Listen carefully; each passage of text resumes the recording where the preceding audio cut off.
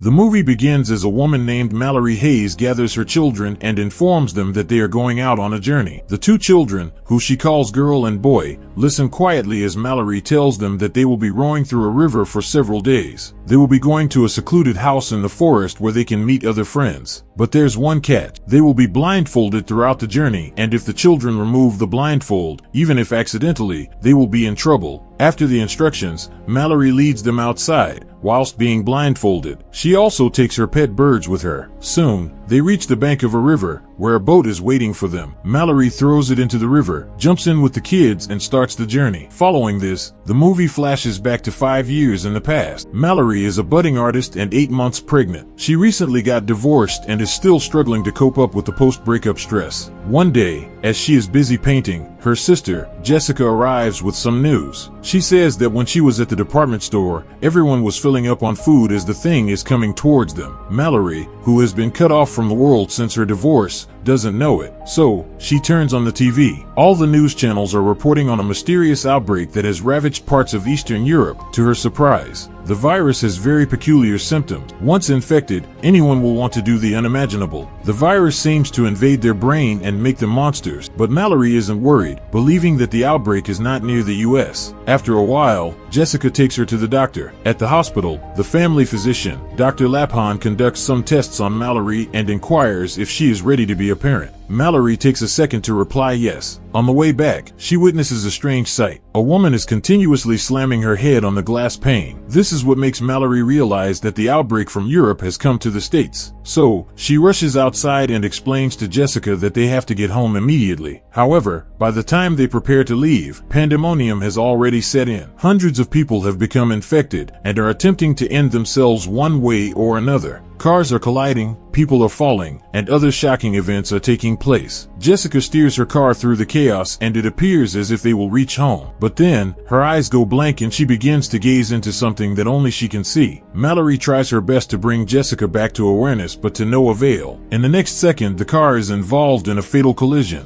The sisters somehow manage to escape unharmed, but unfortunately Jessica, who is still in shock, commits the unthinkable. Mallory doesn't even have time to mourn as by this time, the city has turned into some sort of a war zone. People are dying left, right, and center. Mallory attempts to follow some people to safety, but she slips and falls to the ground. Seeing her struggle, a woman leaves her residence and tries to help Mallory, despite her husband protesting against it. Unfortunately, her decision proves to be fatal, for the evil entity has taken possession of her. The woman gazes at the intangible object for some time before entering a burning vehicle. Soon, it explodes, killing her on the spot. After the terrible incident, a man named Tom helps Mallory up and runs her into the house. There are several people inside the house, including the owner, Greg, his friend, Douglas, and Machine Gun Kelly. In the next scene, everyone gathers in the main room and discusses the supernatural entity that has been wreaking havoc throughout the world. A grocery store worker, Charlie, theorizes that it is the end of the world, while others believe that it is an act of God. Now, however, everyone knows that it is invulnerable, and that looking at it will kill them. In the interim, Tom comforts Mallory, who is still upset about her sister's premature death. Just an hour ago she was happy, no problems, no stress, but now, the world has turned upside down. Later, the entire group gets together and boards up all the doors and windows. They want to make sure that no one peeks outside. Now, Mallory and her children have been on the boat for 6 hours. At times, they cover themselves with a blanket so that they can take off their blindfolds. Mallory attempts to use her walkie-talkie to see if anyone is around, but she only hears the unseen being talking to her. It's back to the past now, and Mallory and the other survivors have begun to live together in the house. One day, Olympia, a survivor, knocks on the door and pleads to be let in. The others eventually convince Douglas to let her in, but he still refuses. Olympia comes in and it is discovered she is also pregnant. Later, Greg comes up with an idea. He decides to inspect the CCTV cameras to see what's going on outside. The rest are not too enthusiastic about it, but no one is against it. Soon, Greg is sitting before his computer and watching the video. Suddenly, he notices something and instantly freezes. It seems like he's possessed by the entity. Eventually, the others hear a loud bang from Greg's room room, and when they go to check, they see Greg lying in his own blood. This makes them realize that the entity can have them even through the computer, so they destroy it immediately. In the present, it's been 14 hours since the family has been rowing in the river. Then Mallory hears a man's voice, telling her that it's okay to remove her blindfolds. She knows that the person may be infected and tells the children to keep low and blindfolded. The voice seems to be getting closer and says that he has food. He also says that he saw the entity and it was friendly. Just then, he lunges towards the boat, but Mallory is prepared. She strikes him with a machete and finishes him off. The group is then brought back to the past, where they are once again running out of food. Help is not likely to come, so Mallory and Tom and some others decide to go to a nearby department store, where Charlie used to work. They black out the car windows and use GPS to guide them. As they travel, the GPS starts to beep loudly, alerting them that something is close by. However, Tom manages to get them out of harm's way and into the store. The group scurries in and begins to fill their stores with anything they can find. In the meantime, Mallory spies some pet birds and decides to take them home. When a guy begins to shriek from the freezer, the group is nearly finished with the scavenger hunt. He mentions that he has been trapped inside here for days and food is running out. The birds begin to make noise and Tom and the others purchase his story and open the door. It appears that they can feel the possessed people around them. Suddenly, the man in the freezer changes his behavior and begins to act like a demon. Tom and the others try to hold him inside, but the man seems to be just too powerful. Charlie sacrifices himself to save the rest when he knows that no one will survive if he comes out. That night, as Mallory and Douglas are discussing in the kitchen, they hear a noise from the garage.